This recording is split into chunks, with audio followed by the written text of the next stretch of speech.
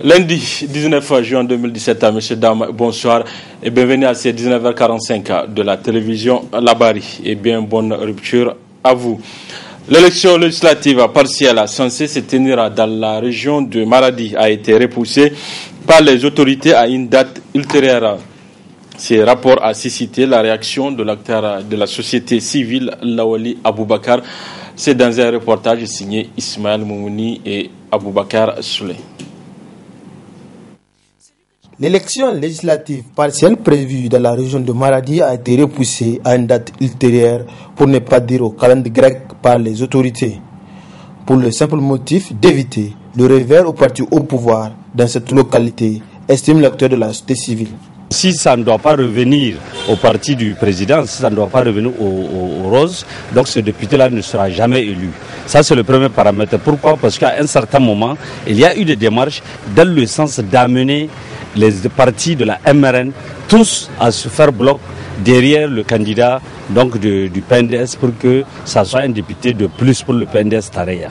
Deuxièmement, vous savez aussi que Maradi, c'est pas un fief acquis par la majorité politique, c'est plutôt un fief acquis par l'opposition. L'opposition, pourquoi? Parce que à un certain moment, lorsque, après le second tour, les militants du MNSD, n'ayant pas accepté la décision du bureau politique du MNSD, se sont ralliés à d'autres partis de l'opposition, notamment à Lumana et Africa. Aujourd'hui, Lumana a son deuxième fief, après Niamey, c'est Maradi.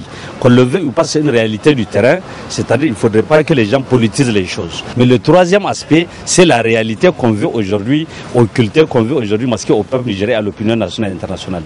Le Niger est un pays, nous l'avons dit depuis 9 mois, nous l'avons déjà dit, que c'est un pays qui est en cessation de paiement. Cette décision des autorités est déplorable car elle témoigne de l'incapacité du pouvoir de la gestion du pays, rétorque Lawali Boubacar. Le Niger aujourd'hui ne peut pas opérer des dépenses régulières pour le fonctionnement de l'État, pour le fonctionnement de l'administration, mais aussi le Niger ne peut même pas faire face à ces échéances dans la sous-région au niveau de certaines organisations où le Niger est redevable. Le Niger se trouve aujourd'hui très pauvre et par contre une poignée de Nigériens possèdent toute la richesse de ce pays-là et leur unité de mesure en matière d'enrichissement illicite, en matière de vol, se quantifie à des centaines de millions. Donc ces Nigériens-là, cette gamme de Nigériens se sont tellement enrichis sur le dos du peuple nigérien que le Trésor national aujourd'hui ne peut pas vous débloquer 1 million de francs CFA. Aujourd'hui, vous prenez tous ceux qu'on appelle les correspondants du Trésor. Vous allez vous leur demander, c'est une réalité qui est là. On ne peut pas leur mettre de l'argent à leur disposition parce que tout simplement, eux, ils ne font pas partie de la priorité de l'État compte tenu de la paupérisation, compte tenu de la sécheresse au niveau du Trésor public. Donc, aujourd'hui, le Niger, qui ne peut pas payer au Trésor national un bon de 1 million pour une grande école ou pour une université ou même pour un commerçant, je ne pense pas qu'il soit dans les conditions matérielles d'organiser des élections. Bon, maintenant, est-ce que manquer les moyens par la faute des gouvernants, par la faute des princes qui nous gouvernent, est-ce que cela peut justifier aussi le fait de manquer au respect des textes, au respect notamment de la Constitution qui fait obligation au gouvernement d'organiser ces élections? La société civile s'est dit déterminée contre toute manœuvre pouvant remettre en cause les acquis démocratiques et les lois de la République de notre pays. Lancement du budget participatif 2018 dans la commune rurale de Karma par Rotab avec le soutien financier de Inikri. C'était ce matin au siège de la mairie de Karma qui fait partie des 5 communes pilotes dans la mise en œuvre du budget participatif. Abdelrazak Hamidou et Nasser Seydou. Né à Porto Alegre, au Brésil, le budget participatif est un processus de démocratie participative dans lequel les citoyens peuvent affecter une partie du budget de leur collectivité territoriale, généralement à des projets d'investissement. Cette innovation démocratique est expérimentée pour la première fois dans cette commune de Karma. La forme classique d'élaboration du budget de notre société éloigne le peuple du pouvoir et nous pensons que c'est un danger. Alors, contre l'éloignement et le dessaisissement démocratique, nous opposons un contre-modèle, la participation active des citoyens, qui est un processus indispensable pour tisser du lien entre les citoyens, les élus et les services municipaux. Ce que nous voulons, c'est expérimenter avec vous, rapprocher les citoyens de la décision, des difficultés et contraintes à l'action publique. Voilà notre objectif avec ce budget participatif. Ce lancement du budget participatif par Rotab et avec le soutien financier de Unicri a été bien accueilli par les autorités de Karma, qui fait partie des 5 communes pilotes retenues. La commune rurale de Karma, qui organise la présente cérémonie de lancement du processus du budget participatif, couvre une superficie de 13 013 km² et regroupe 64 villages administratifs et autant de hameaux, avec une population d'environ 90 357 habitants d'après le recensement administratif de 2013. Dorénavant, nous impliquerons les citoyens communaux dans la prise de décision. Et aussi, pour tenir compte de leurs légitimes aspirations, nous avons décidé de mettre en œuvre le budget participatif avec l'accompagnement du Rotab et de son partenaire financier Unicri. Cette initiative du Rotab donne l'occasion à la population de participer directement à l'élaboration de son budget et d'être au cœur de ce qui la concerne. Avec le budget participatif, il y a eu un changement. C'est les citoyens qui décident de leurs travaux à mener. Donc, on remercie Rotab. C'est une méthode qui vient à point nommé, surtout qui complète la démocratie dans ce pays. Et on se réjouit que la commune de Karma figure parmi les 5 premiers testeurs de ce programme-là. Reste à savoir qu'on avait aussi débattu sur le problème du budget, même du budget de la mobilisation de ce budget-là. Donc, les uns et les autres, on va réfléchir. On a réfléchi d'abord ensemble à l'Assemblée plénière ici. On va continuer à réfléchir aussi comment mobiliser les fonds, parce que c'est ça le maillon nécessaire pour lancer. Il faut que les gens payent l'impôt. Il faut qu'on mobilise les fonds pour faire le travail, parce que sans fonds, on ne peut rien. Le budget participatif, au regard de ses aspects positifs, est un mode de planification efficace et efficient qui implique tous les acteurs communaux. Il a fait ses preuves dans plusieurs pays du monde et son lancement a été un véritable succès à Karma.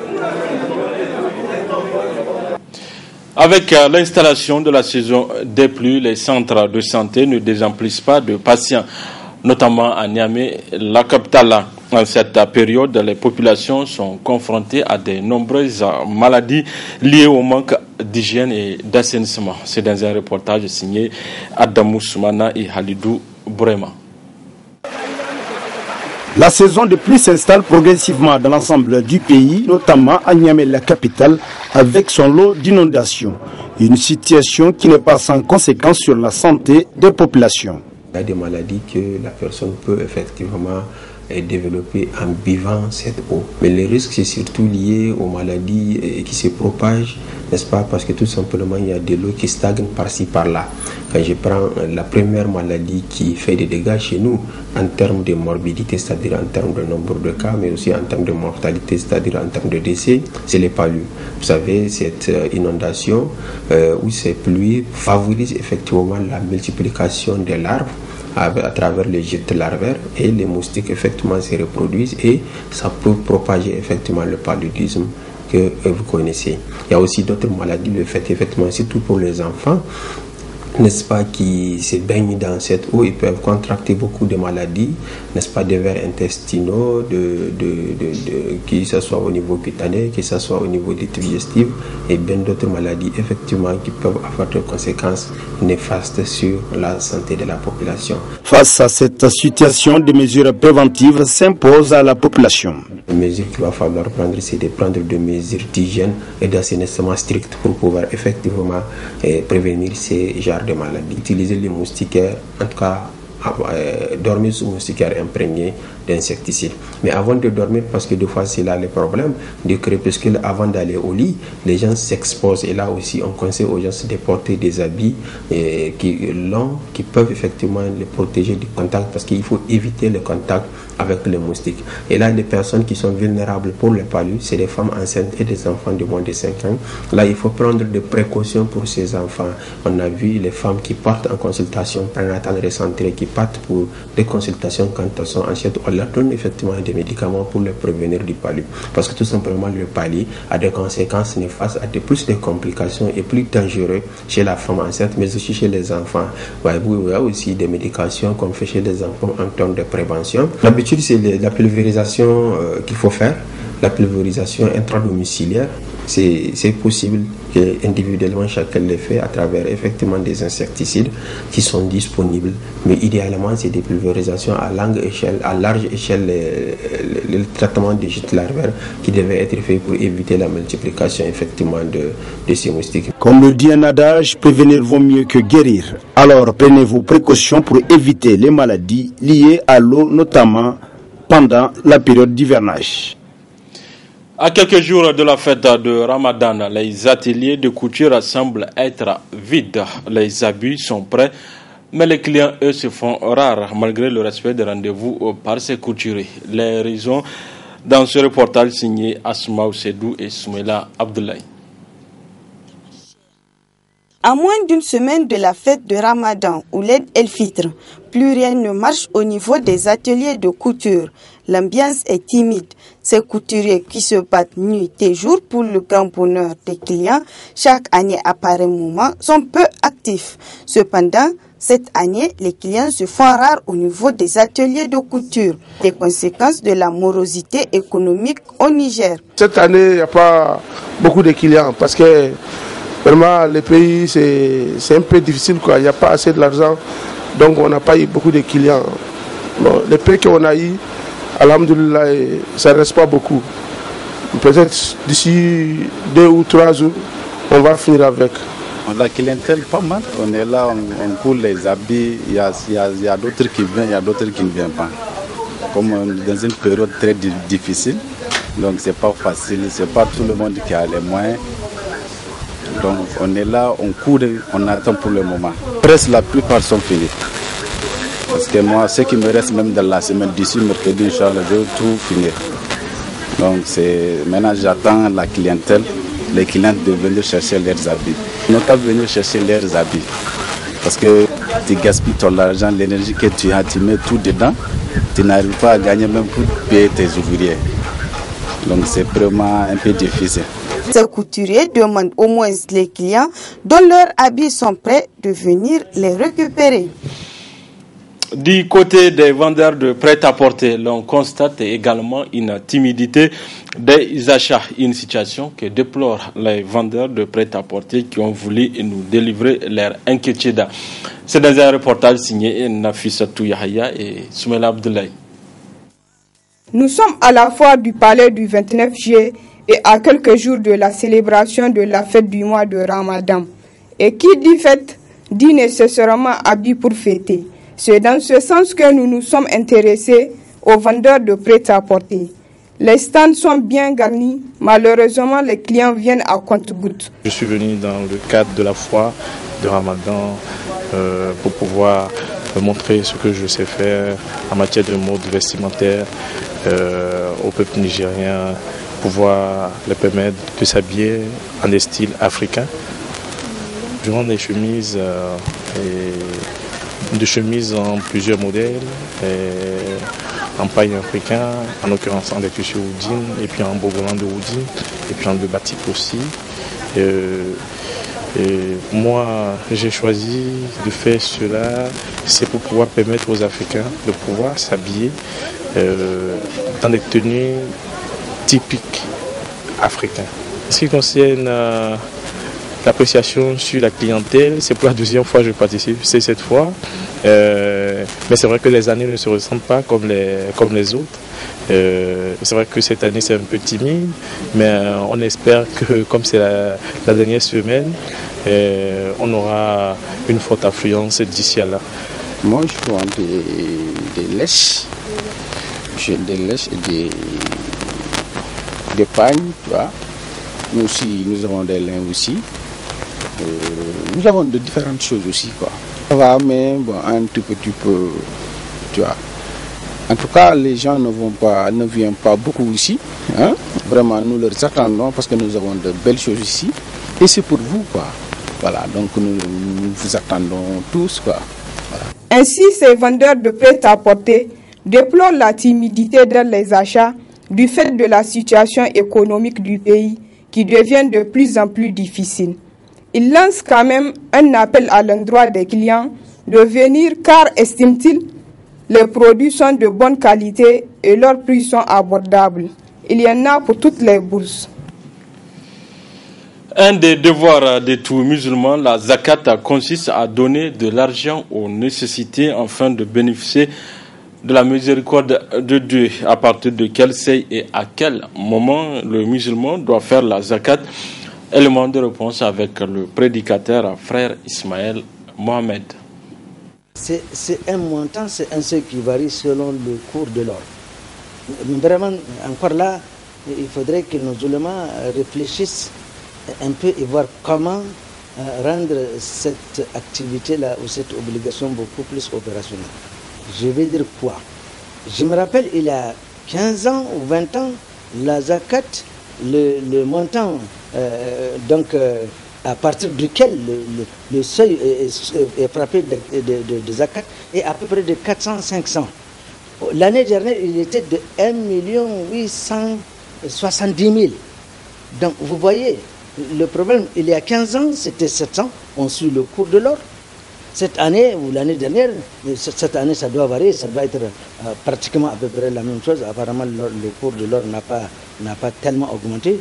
Et ainsi donc, il y a ce seuil-là qui frotte un peu entre 1 800 000 et 1 900 000. Une fois que vous avez acquis cette somme-là pendant un an, et bien ma foi, vous êtes astreint au paiement de 2,5% de ce montant, parce que le taux appliqué est de 2,5%.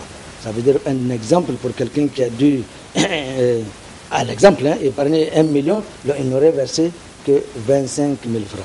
Mais le problème là, c'est que je dis, il y a 15 ans, le seuil était de 400 à 500. Cette année-ci, on doit dire qu'il ne faut économiser 1 800 000, on constate que quelqu'un qui économise 1 million n'est pas astreint au paiement. Mais il y a 15 ans, c'est lui qui a 500 000 et astreint. Donc c'est dire qu'il faudrait que nos ulémas vraiment fassent une fatwa par rapport à cela. Et c'est ainsi que vous allez voir, par exemple, des gens, parce que la zakat aujourd'hui, on pense que c'est les commerçants seulement qui sont astreints au paiement de la zakat.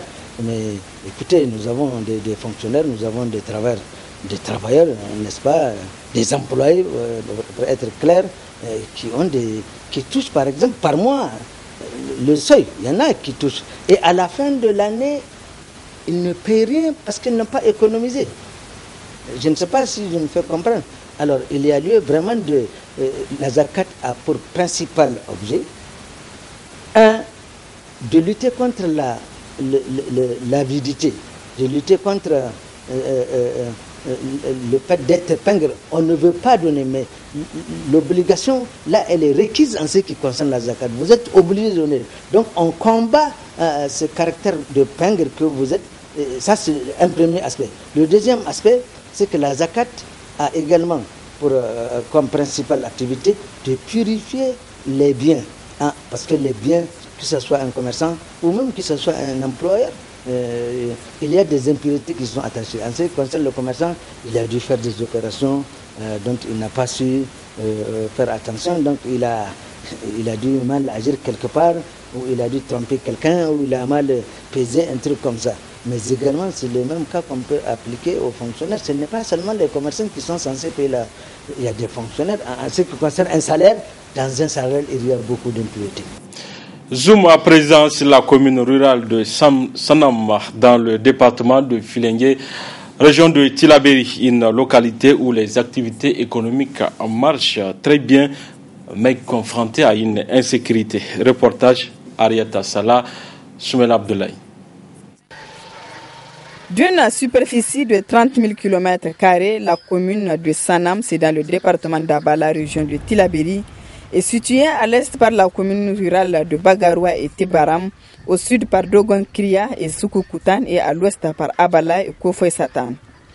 Avec une population estimée à 68 640 habitants, la commune de Sanam est majoritairement Hausa. On y trouve des Peuls et des Touaregs et compte 12 conseillers élus. La commune de Sanam est un grand carrefour qui reçoit des commerçants de communes voisines et de régions de Tawa et du Mali. C'est une zone agro-pastorale, jadis Sanam, et appelée le grenier de la région de Tillabéri. Actuellement, Sanam dispose de 80 hectares de terres exploitables, mais seulement 30% sont mis en valeur. Sanam, en termes de culture, en tout cas, c'est le grenier, même on dit souvent en année normale. C'est le grenier, comme on dit, de la région de Tillabéri. En termes de en année normale. Les gens produisent beaucoup sur le nez, le sorgho, le haricot. En tout cas, en production agricole, c'est le grenier de la région de Tillabéri. On l'appelait comme ça en tout cas très longtemps. Et maintenant, la commune, comme toutes les autres communes, est aussi traitée par des aléas climatiques. Et vu la production s'est fait très régulièrement. En tout cas, ça ne répond pas aux besoins de la population. L'élevage, c'est la seconde activité. Et surtout, la zone de là où c'est un élevage en tout cas extensif que nous avons ici. Nous avons une zone notamment pastorale, c'est la zone du nord, uniquement réservée en tout cas à l'élevage. La commune de Sanam est confrontée ces derniers temps à une insécurité, a laissé entendre le maire. Ces derniers temps, nous vivons une période d'insécurité avec il y a eu des attaques. Il y a eu encore premièrement un enlèvement d'un véhicule ici même à la mairie de Sanam. 2 semaines après, il y a eu des attaques de Abala et de Tassile. L'appel que je lance à la population, c'est d'être vraiment très vigilante, de dénoncer tous en tout cas de dénoncer des personnes suspectes et aux autorités de renforcer vraiment des papiers mixtes. Comme plusieurs communes, celle de Sanam est confrontée à un manque de financement pour faire face à certains problèmes sociaux de base comme le manque d'eau. Voilà, messieurs, dames, c'est tout pour ces 19h45 de la télévision Labari. Merci à vous de l'avoir suivi. Au revoir.